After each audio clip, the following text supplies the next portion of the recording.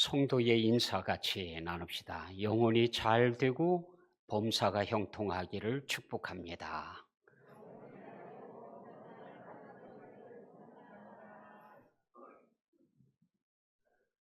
여러분의 영혼이 잘 되고요. 영혼이 잘됨 같이 범사도 잘 되기를 예수님의 이름으로 축복합니다.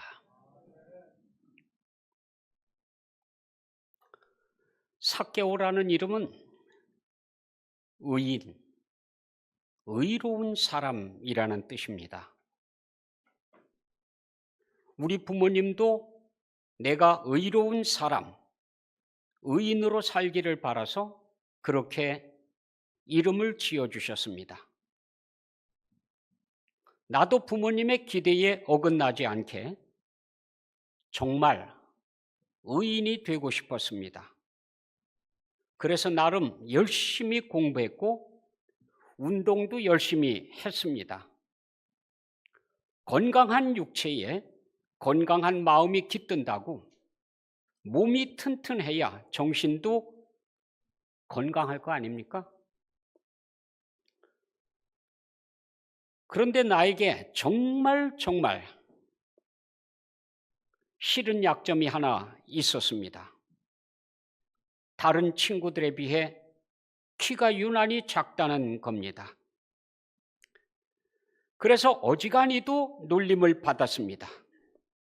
친구로 믿었던 아이들도 나를 놀릴 때는 모두가 한 통속이었어요. 키 작은 나를 놀림감으로 신나게 놀리는 겁니다. 그럴 때마다 나는 죽기보다 싫었습니다. 아니, 차라리 죽는 게 낫지. 이런 수모를 당해야 되나 싶었죠.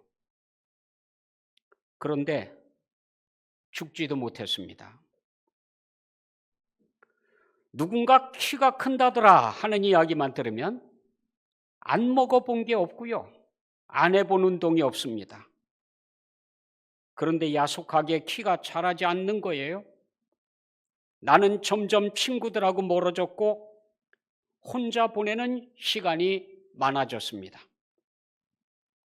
마음은 죽고 싶은 생각밖에 없었습니다. 우리나라에는 사람들이 피하는 직업이 있습니다. 그 중에도 세리라는 직업은 큰 죄인 취급받는 직업입니다. 자기 동족을 등쳐서 세금을 걷어다 다른 나라에 바치는 직업이니 누가 좋아하겠습니까? 어른들이 모이면 심심찮게 세리 이야기를 하곤 합니다. 비웃느라고 난립니다. 에이, 뭐 할 짓이 없어서 그래. 세리를 해. 차라리 죽지 그 짓을 하고 있냐? 그런데 그렇게 뒤에서 욕하다가도 급한 일이 생기면 세리 앞에 가서 굽신거리고 사정하고 하는 겁니다. 나는 생각을 굳혔습니다. 그래, 너희들이 나를 키가 작다고 비웃고 놀리는데 나는 세리가 되겠다. 그래서 비웃는 너희들이 제 발로 걸어와서 굽신거리게 만들겠다. 정말 열심히 공부했습니다. 세리로 취직했습니다. 사람들이 죄인 취급하듯 바라보고 피하긴 했지만 상관하지 않았습니다. 너희도 필요하면 내게 나와서 굽신거릴 날이 있으리라 스스로 다짐했습니다. 나도 세리 직업이 자랑스럽지는 않습니다. 아직 세금을 내지 못한 사람을 찾아가서 협박하고 무엇이라도 빼앗아 올 때 누가 마음이 편하겠습니까? 더구나 빈궁한 삶이 눈에 보일 때도 눈 한번 질끈 감고 모질게 하지 않으면 안 되는 직업이거든요. 그들의 애절한 눈빛을 외면하고 통곡하는 소리를 매정하게 뿌리치지 않으면 제대로 일을 할 수 없는 것이 바로 이 직업입니다. 처음엔 밤에 잠을 설쳤습니다. 눈물로 호소하는 사람들의 눈물, 신음에 가까운 절규, 가족들이 부둥켜 안고 지르는 비명소리, 울음소리, 이 소리들이 잠자리까지 따라오니 잠을 잘 수 있어야지 말이죠. 그러나 한 번, 두 번 그들의 호소를 외면할수록 내 재산은 쑥쑥 늘어가고 그만큼 진급도 빨라져서 드디어 세리장까지 올랐습니다. 이제는 세리장이 됐고 돈도 제법 모았습니다. 나 나름대로 갖고 싶었던 것, 되고 싶었던 것 다 이루었습니다. 그리고 합리화하고 자랑스럽게 생각하기로 했습니다. 세금 걷는 거야 내가 아니더라도 누군가는 해야 하는 일이고 틀림없이 나보다 더 악랄하게 빼앗는 사람도 있을 거 아닌가. 그러니 내가 내 책임을 다했다고 해서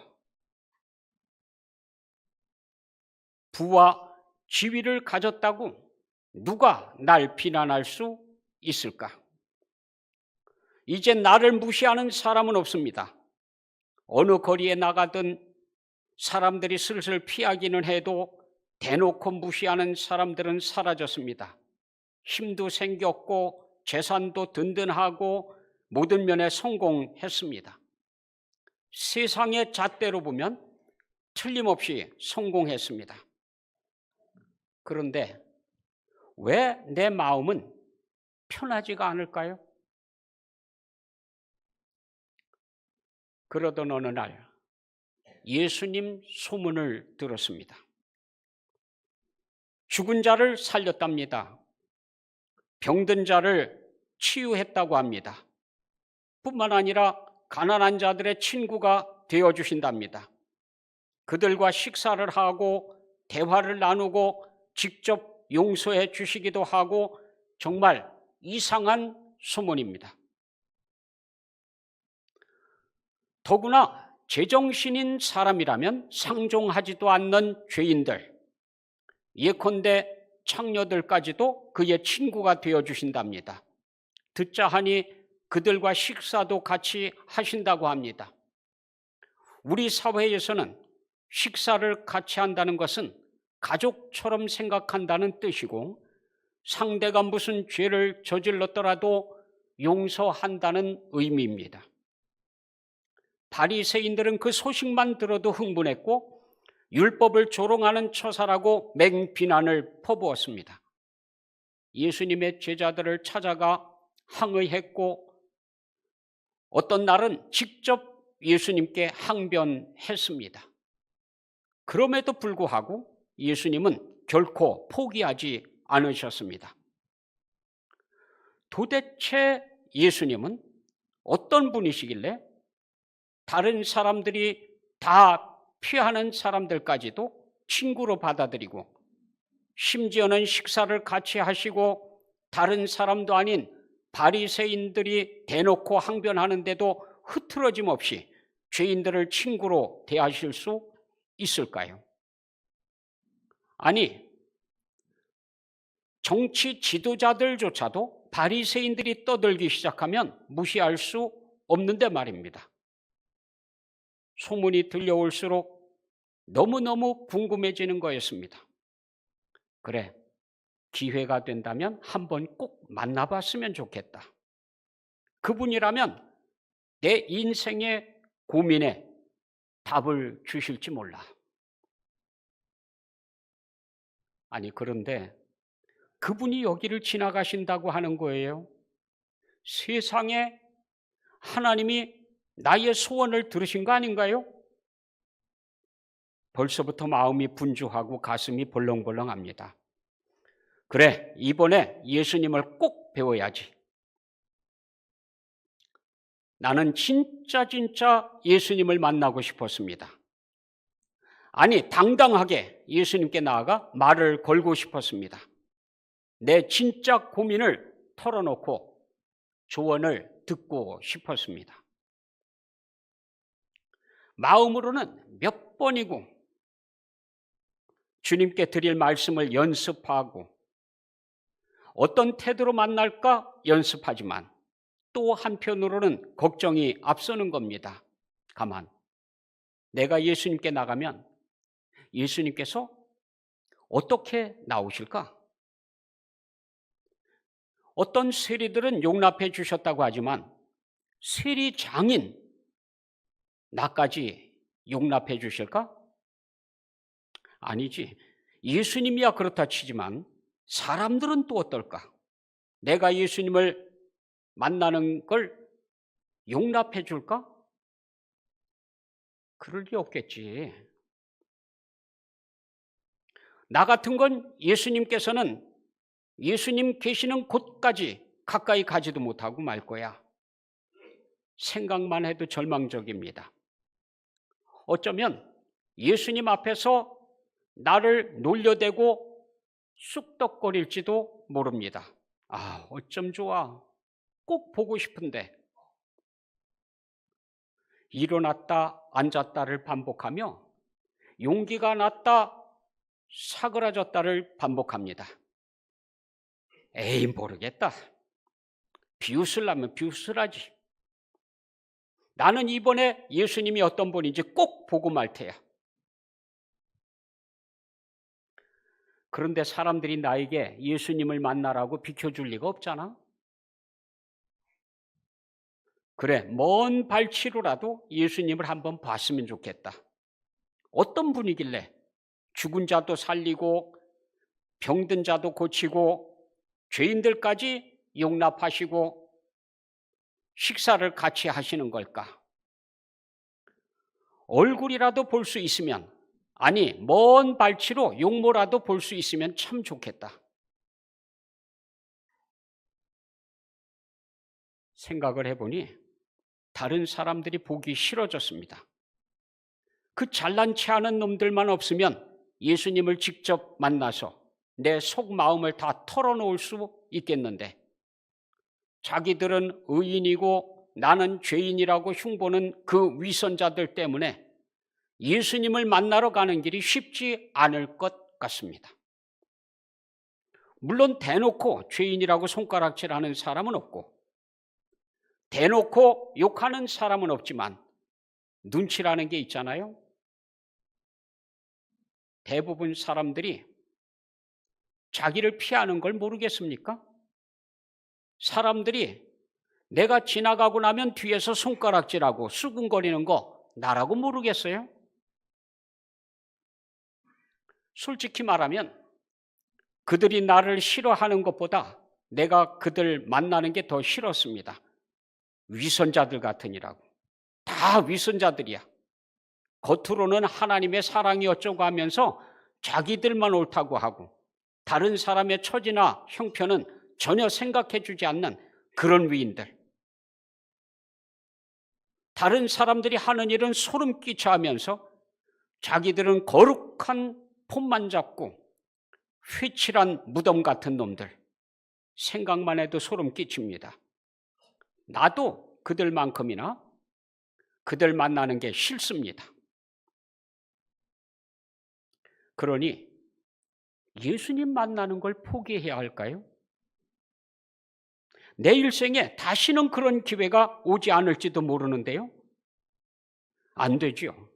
이번 기회가 지나가면 죽을 때까지 예수님을 만나지 못할 수도 있습니다.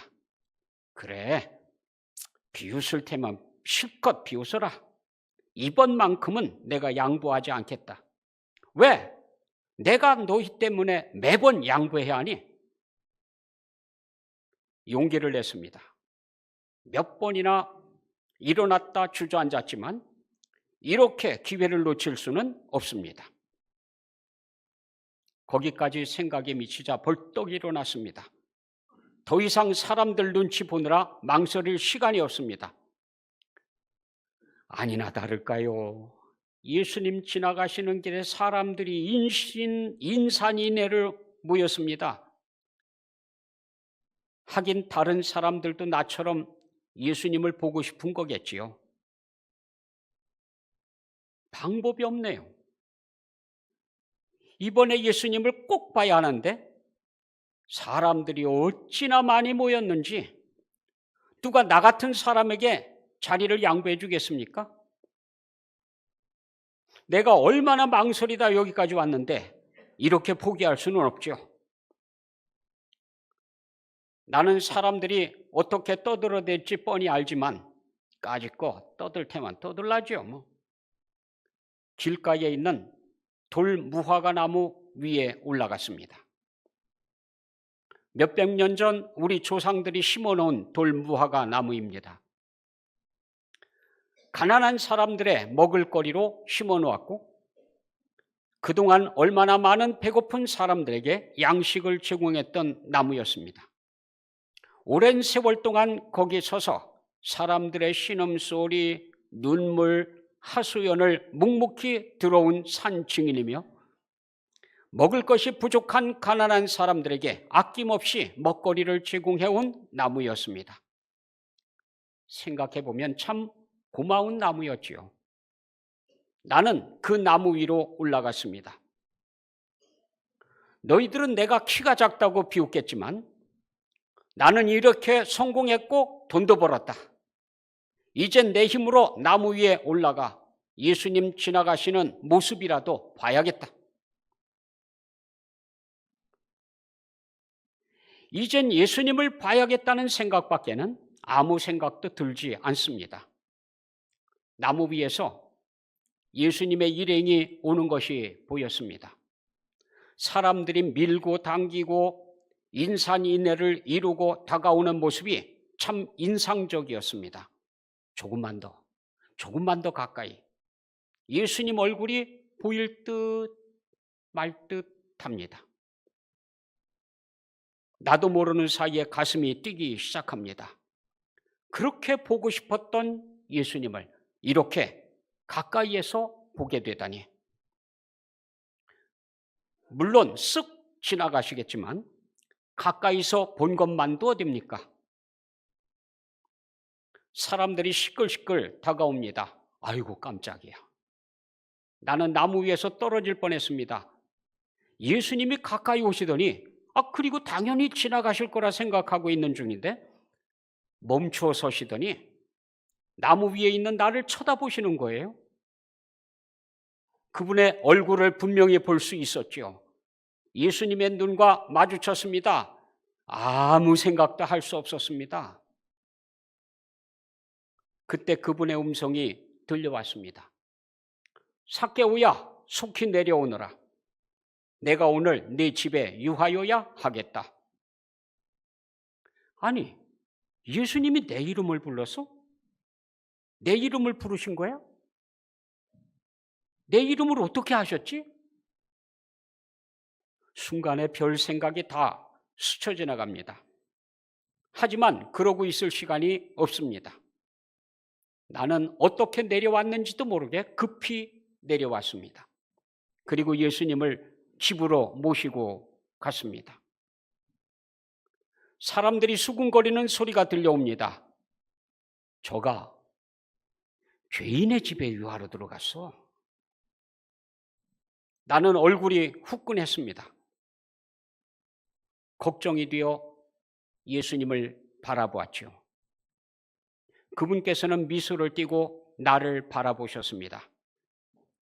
나는 괜찮으니 아무 상관하지 말고 네 할 일 하라 하시는 것 같았습니다. 나는 예수님이 죄인의 집에 들어간다 비난 들으시면서 마음이 변하여 그냥 가실까 봐 조마조마했는데 너무너무 감사하게도 예수님은 그런 거 개의치 않으셨습니다. 나는 너무 행복했습니다. 당장이라도 하나님께 예배하고 싶었습니다.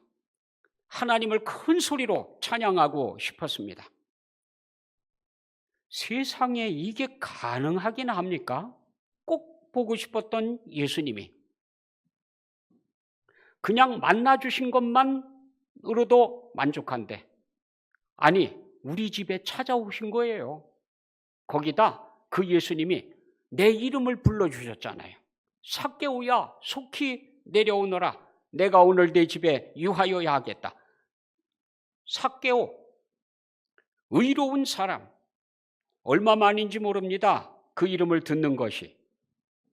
어릴 때 꿈이 되살아납니다. 그래, 나는 커서 꼭 의로운 사람이 되어야지. 그런데 현실은 너무 거리가 멀었습니다. 하다못해 작은 키 때문에 놀림받는 것 하나 해결하지 못하고 아름다운 꿈들을 다 포기해야 했던 지난 날들이 주마등처럼 스쳐 지나갔습니다. 그렇게 날아가 버린 의로운 사람에 대한 꿈, 거기까지 생각하니 나는 마음이 뜨거워지는 것을 느꼈습니다. 이대로 그냥 있을 수는 없었습니다. 나는 주님께 말씀드렸습니다. 물론 함께한 모든 사람들도 알아듣도록 분명하게 말씀드렸습니다. 주여 보시옵소서. 내 소유의 절반을 가난한 자들에게 주겠습니다. 그리고 만일 누구의 것을 속여 빼앗은 일이 있다면 네 갑절로 갚아주겠습니다. 여러분, 나는 친구들에게 놀림받으며 나의 소중한 꿈들을 포기했습니다. 그리고 이를 악물고 그들을 이길 힘을 갖기 위해 노력했습니다. 나에게 힘은 돈이고 명예입니다. 그런 나에게 돈은 곧 나의 꿈이며 전부입니다. 그런 내가 어떻게 돈을 내려놓을 수 있는 건지 나도 모르겠습니다. 다만 내가 돈을 내려놓고 내가 올라갔던 돌무화과 나무처럼 가난한 사람들에게 내 재산 반을 주기로 생각하니 그동안 나를 짓눌렀던 억울하고 분한 마음이 봄눈 녹듯 녹아내렸습니다. 그것만으로는 예수님을 만난 감격을 다 표현할 수 없다는 생각이 들었습니다. 그래서 나 자신에게 약속하고 주님 앞에 선포했습니다. 만일 누구의 것을 속여 빼앗은 일이 있으면 4배로 갚아주겠습니다. 그동안 나에게는 나를 비웃는 모든 사람들을 대항하기 위해서 절대적인 힘이 필요했습니다. 그래서 이를 악물고 세리가 됐고 열심히 노력하여 세리장이 된 겁니다. 악착같이 재물을 모았고 보란듯이 성공한 겁니다. 그러나 늘 마음 한구석에는 이게 아니라는 생각이 있었습니다. 말은 안 했지만 하나님 앞에 전혀 떳떳하지 못했습니다. 이 모든 불안과 원망이 녹아내린 겁니다. 예수님을 집으로 영접하고 땅의 것으로 채울 수 없는 평안이 흘러 넘쳤습니다. 나는 더 이상 내가 올라갈 무엇인가가 필요하지 않았습니다. 삭개오야, 속히 내려오너라. 주님의 음성이 귓가에 쟁쟁하게 맴돌고 있습니다. 돌무화과 나무 위에서 내려온 뒤로 나는 더 이상 내가 딛고 올라가야 할 다른 것을 느끼지 못했습니다. 나는 충분히 하나님의 사랑받는 하나님의 자녀라는 생각이 꽉 들어찼습니다. 주님께서 하시는 말씀이 들려옵니다. 오늘 구원이 이 집에 이르렀으니 이 사람도 아브라함의 자손이미로다. 예수님께서 오신 이유는 잃어버린 자를 찾아 구원하러 오셨습니다. 나는 이제 키가 작아도 쌓아놓은 재산이 없어도 행복합니다. 주님께서 나를 사랑하시기 때문입니다. 예수님은 우리가 키가 작든 크든 부자든 가난하든 지위가 있든 없든 따지지 않습니다. 주님을 영접하려 하면 언제든지 만나주시고 환영해 주시죠. 당신도 나처럼 주님을 만나 무거운 짐 내려놓고 행복을 누렸으면 좋겠습니다. 기도하겠습니다. 사랑의 아버지 하나님, 오늘도 주님 소문 듣게 하시고 말씀 듣게 하시고 만나게 하시고 은혜 베풀어 주심을 감사합니다. 이 평화, 이 은혜를 끝까지 누리게 하여 주옵소서. 예수 그리스도의 이름으로 기도드립니다. 아멘.